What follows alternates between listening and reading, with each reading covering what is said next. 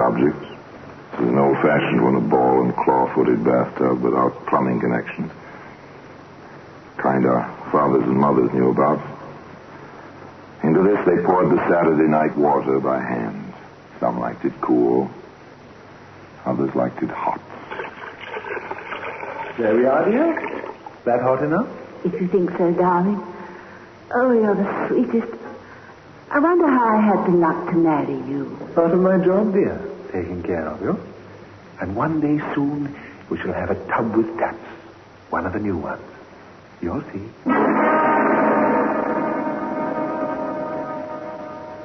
Well, today the bathtub can be found in the Black Museum. Here we are.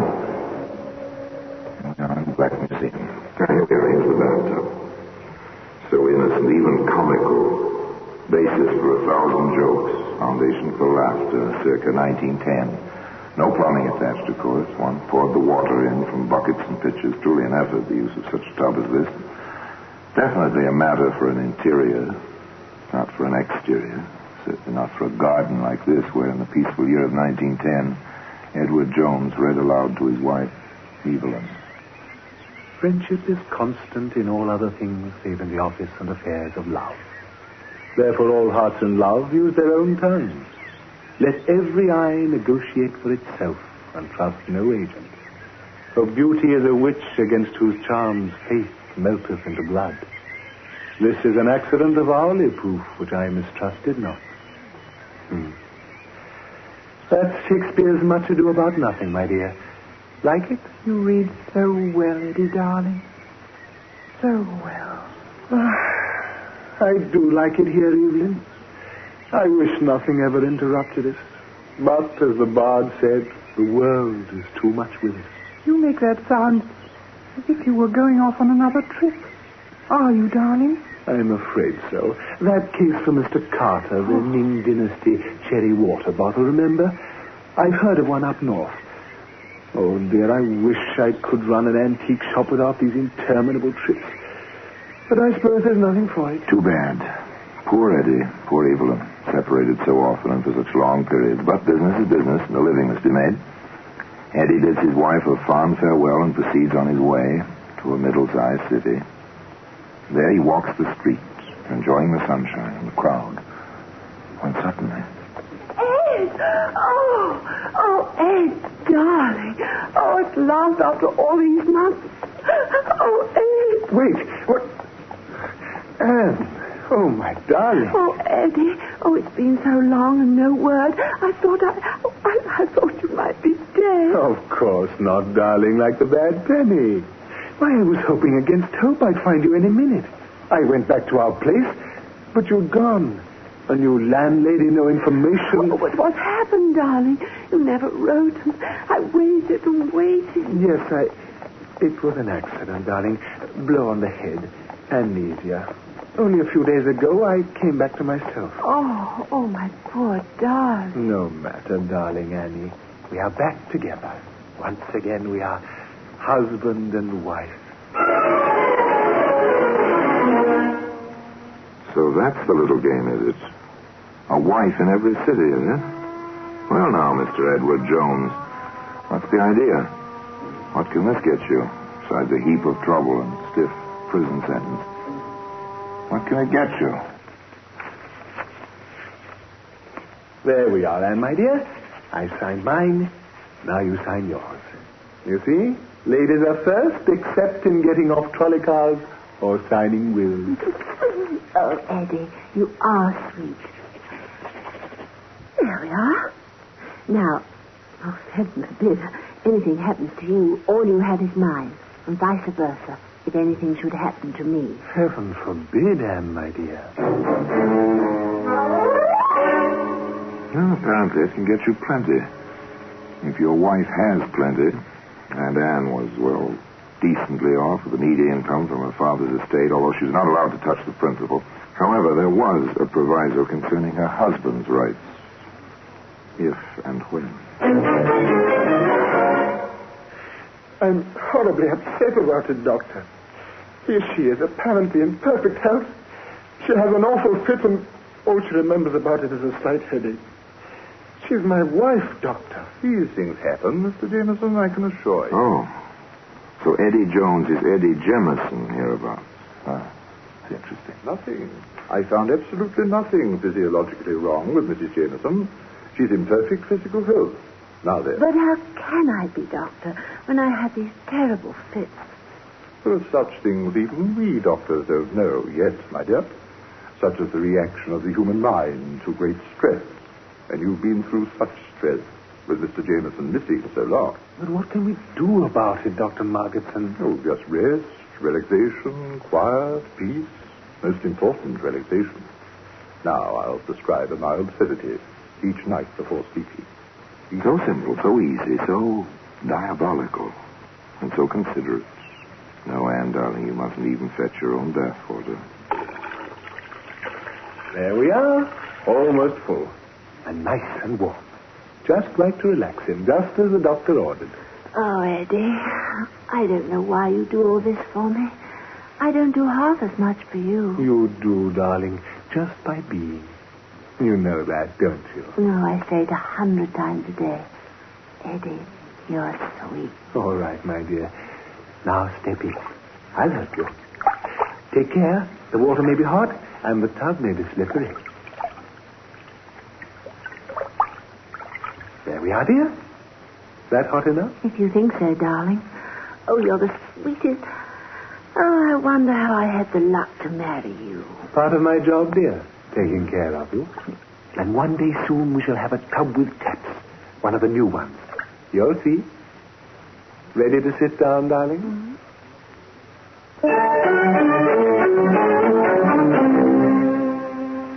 Quite a pair of lovebirds, Anne and Eddie Jemison Jones. No wonder the poor fellow could hardly contain himself some 30 minutes later. I went out for a minute to make the tea. Doctor, how could she go so quickly? It is strange. Well, certainly an accident. I barely turned my back, just put some water on in the tea kettle. And when I returned, there she was, floating face down in the water. Doctor, can't you help her? Calm yourself, my boy. Your wife is past help now.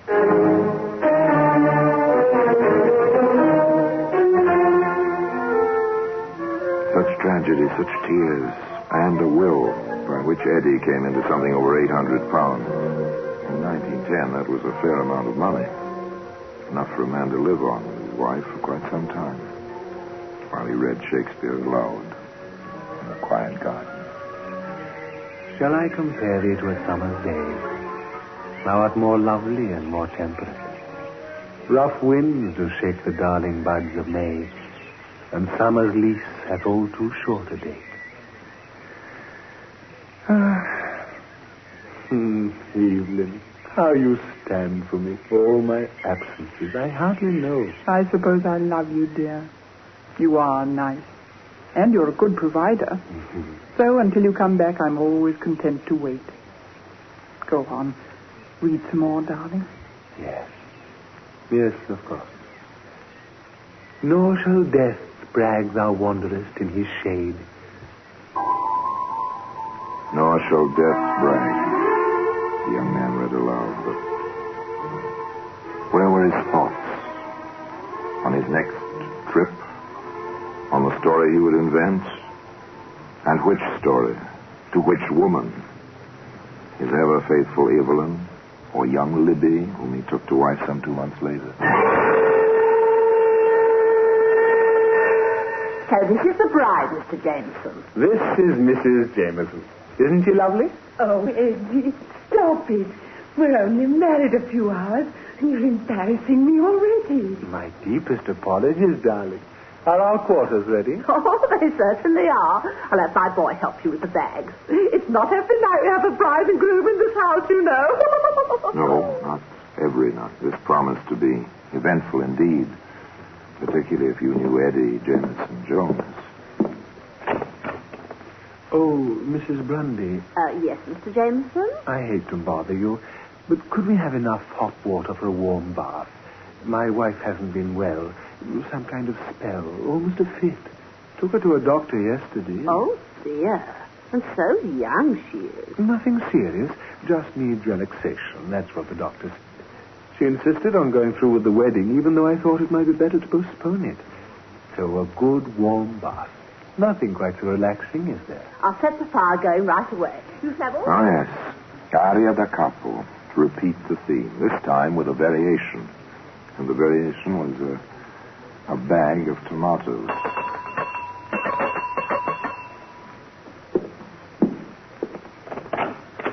Oh, Mr. Jameson, I didn't hear you go out. I just ran out while my wife was in the tub, picked up some tomatoes. Fried tomatoes are her favorite dish. And I thought, well, tonight or all night, she ought to have them. If you don't mind fixing them, Mrs. Bundy. It'll be a pleasure, Mr. Jameson. I'll have them ready with your dinner, never fear.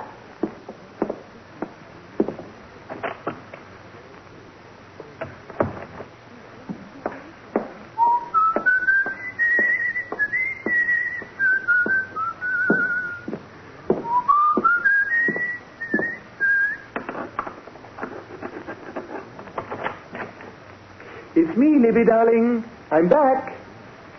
Libby! Libby, are you there?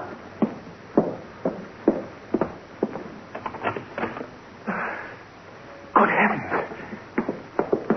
Mrs. Bundy, help! My wife! My wife is floating face down in the tub. She's dead! My wife is dead! And today, you can see that same bathtub in the Black Museum.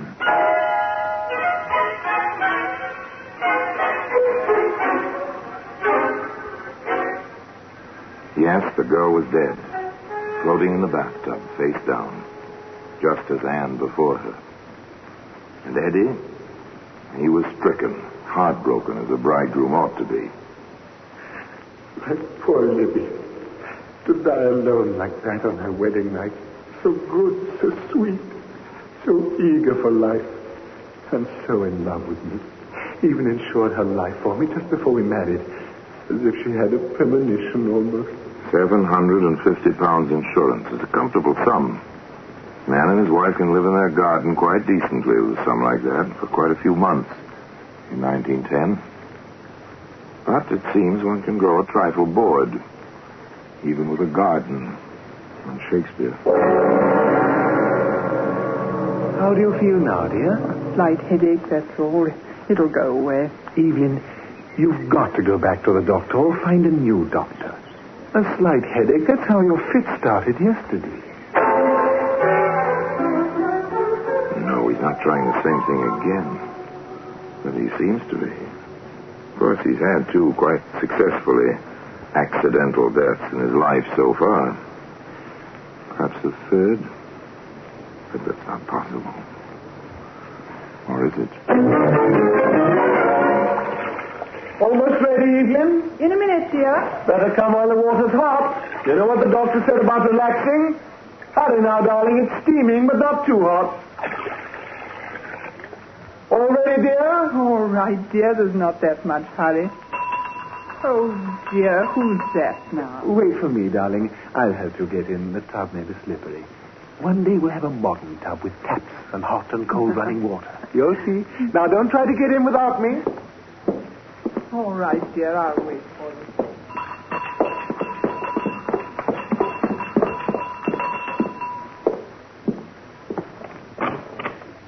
Yes? Are you Edward Jones? I am. We're police officers from Scotland Yard. We have a warrant for your arrest. The charge is murder. I must warn you that anything you say will be taken down in writing and used in evidence. Please come quietly. No, Evelyn Jones never took that bath. She never had another fit, either. Though she sat in the courtroom for the entire trial. The trial of the Crown versus Edward Jones, also known as Edward Jemison.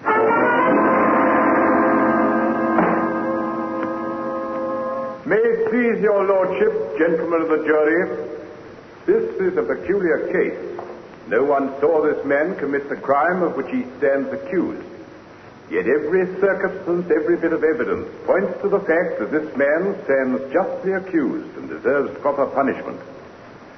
Now, in the course of this trial, you will hear many things about love, about coincidence, about accidental... Oh, yes, they heard many things, that jury, sitting so stiff and serious-minded in its box.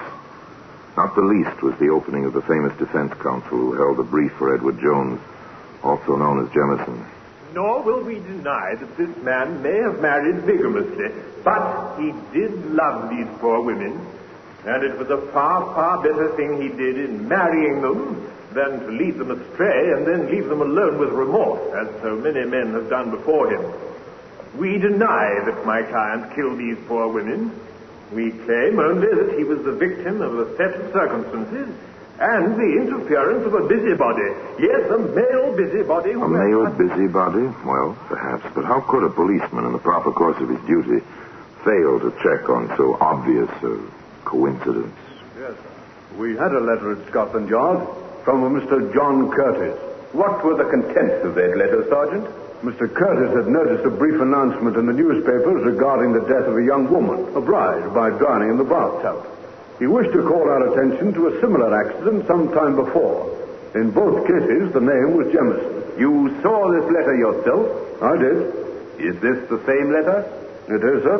I offer this letter in evidence, Your Lordship, as Crown Exhibit A. It went on like that, slowly, carefully, plugging all the holes as they went along. The details of a routine police investigation which suddenly had become a little more than routine.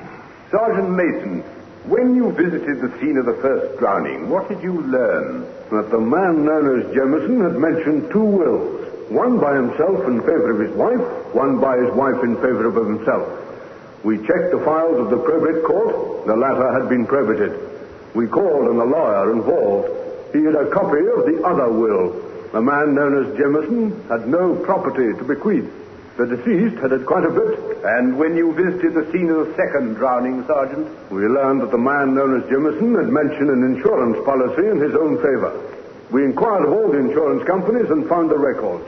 He had received some £750 following the death of the young... The first point established. Motive. Money. Over 800 from Anne. 750 from Libby. Almost £2,000 in all. That's a substantial motive. Questioning of Sergeant Mason went on.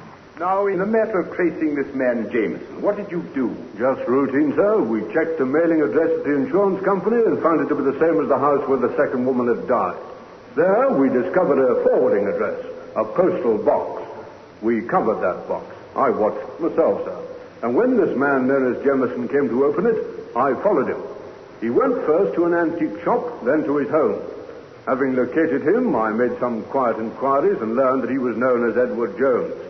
Now, that evening, having communicated with Inspector Wilson at the yard and having received a proper warrant, we placed him under arrest. Very good, Sergeant. Now then, when you called upon Edward Jones, what did you find?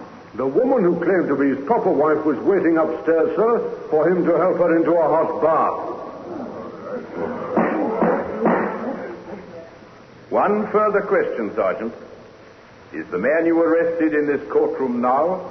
Yes, sir. He's the prisoner in the dock, sir. Thank you, Sergeant. Thank you very Oh, much. they'd been very thorough, all right. They had almost everything. They called Dr. Margetson, for instance. Dr. Margetson, when you first saw Anne Jameson, what was her complaint? That she'd been having fits and not remembering them. Did she tell you this herself? No, her husband did. He was quite insistent on it. Did you find any symptoms of illness, sir? I examined the woman very thoroughly. I found nothing. But that situation is not uncommon in certain types of epilepsy. Now then, Doctor, when you were called to the house on the evening of June the 3rd last, what did you find? The woman I had examined was floating face down in the warm bath and quite dead. The husband was extremely hysterical. I treated him for shock. Did you sign this death certificate? Yes, that's my signature. What is certified as the cause of death? Accidental drowning. We offer this certificate in evidence as Crown... They had the landlady who knew Libby Jemison, too. She testified, simply. Oh, yes, sir. He moaned about the insurance policy. Cried all night, he did. Bit by bit, piece by piece, motive, opportunity, proof of death by drowning, medical evidence. But one great piece of the puzzle remained, as the distinguished counsel for the defense asked. Where, my lad, is the proof that these two regrettable deaths were anything more than coincidental accidents? Well, my lord, is the witness who saw my client hold these poor women under the water, or administer sedatives which caused them to faint in the water, or in any way contribute directly to their miserable death. There was no witness. But there was a Scotland Yard inspector with a demonstrable theory. If it please your lordship, 3 bathtubs have been entered in evidence as Crown Exhibits C, D, and E. Inspector Morris Wilson of Scotland Yard has a theory which he wishes to demonstrate as a witness, and he requires the assistance of an expert. My lord... The inspector took the stand, was sworn in. Then, to the amusement of the spectators, a young lady in bathing dress, testified to as an expert swimmer, was introduced into the proceedings. One of the tubs was filled with water, warm water. At this point, the prosecutor stated, For the assurance of the court, we have a doctor in attendance. Now then, Inspector, if you please, you may leave the witness box and proceed with your demonstration. Thank you, sir. It is our considered theory that the murders were committed as follows. You will remember that in each case, the prisoner reported he found his wife floating face down. It is reasonable to assume that had the women fainted while sitting or lying in the tubs, they would have been found floating face up. With this in mind, it occurred to us that with the prisoner's insistence on helping his wife into the tub, the procedure was something like this. May I, young lady? Of course, Inspector. Notice she is standing in the water. Now, prepare to sit down, please. Observe that she bends forward, grasps the side of the bathtub. I seize her ankles thus, and she falls forward on her face. Doctor, please, Inspector, get her out of that tub. The girl's unconscious. Get her out before her lungs fill and she drowns. Some hours later, the jury reported. We have reached a verdict, my lord. We find the prisoner guilty of willful and premeditated murder. Well, that same bathtub is where you'd expect to find it today.